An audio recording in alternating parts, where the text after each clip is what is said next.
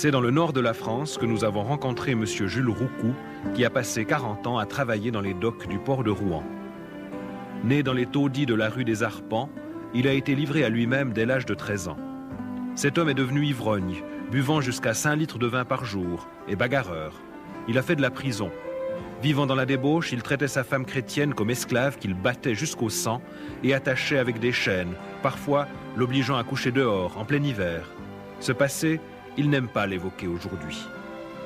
Lors d'un coma prolongé, il s'est trouvé dans un endroit horrible, ressemblant à l'enfer, et dont il parle avec crainte et émotion.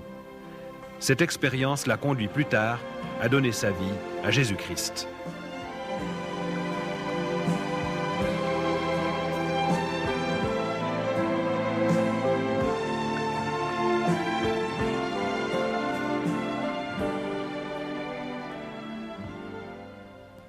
Je suis né à Rouen, d'une famille très pauvre.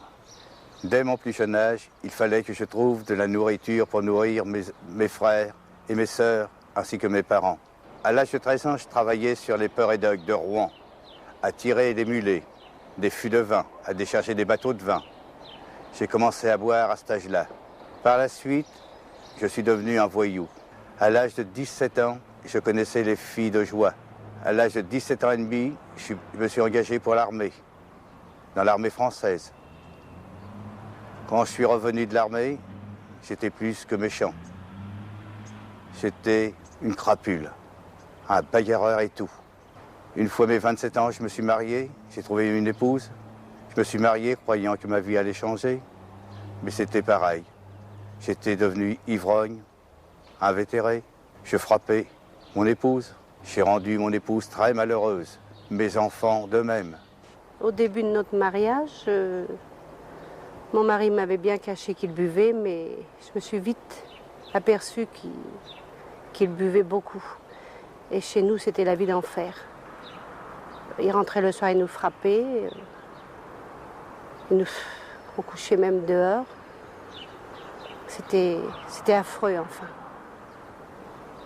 Et puis, il me menaçait toujours de se suicider. Donc, je ne le croyais pas. Et un jour, eh bien, oui, il l'avait fait. Et nous l'avons laissé comme ça, croyant qu'il nous faisait la comédie comme d'habitude. Mais Dieu, tout d'un coup, m'a montré qu'il n'était pas comme d'habitude. Et quand je l'ai vu, ses yeux étaient ressortis de la tête, son visage gonflé, c'était terrible. Et aussitôt, j'ai appelé mes enfants et on a appelé le SAMU.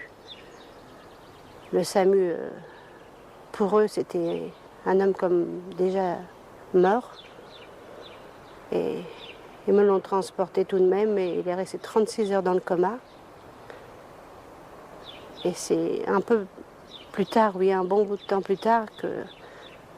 Comme après, il est devenu chrétien, bien sûr, qu'il m'a dit qu'il avait vu des choses affreuses pendant son coma. C'était terrible, enfin.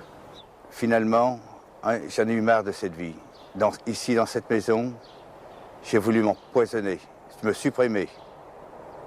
J'ai avalé une poignée de cachets. Je me suis retrouvé dans le coma. J'ai été 36 heures dans ce coma. Et dans ce coma, c'est affreux. Je me suis retrouvé dans l'enfer. J'étais accroché par des démons, c'est affreux. Dans cet enfer, j'étais attaqué par des personnes, mais des personnes humaines, mais le visage était affreux. Les mains étaient affreuses, qui s'avançaient sur moi, qui me harcelaient. C'est affreux de voir des choses comme ça. Je ne souhaite pas à personne de voir des choses comme ça, dans cet enfer. Ça vous harcèle sans arrêt, vous ne pouvez rien faire. Vous ne pouvez pas reculer, vous ne pouvez pas avancer. Ces gens avancent sur vous. Ils sont affreux. Lorsque je me suis réveillé du coma, je me suis retrouvé dans un hôpital. Et dans cet hôpital, il y avait une Bible. Et cette Bible, je l'ai ouverte, sans savoir pour qui et pourquoi. Je n'ai pas porté attention le jour même, mais le lendemain, j'ai ouvert encore cette Bible. J'ai retourné trouver cette Bible. Et là, j'ai trouvé que vraiment il y avait un Dieu pour nous, les crapules, que ce Dieu était bon. Et qu'aujourd'hui, je peux le remercier si je suis vivant. Parce que c'est lui qui m'a sauvé. Tant qu'à l'être humain, tout le monde me tournait la tête. Et aujourd'hui, avec la grâce de Dieu, je peux lui dire merci.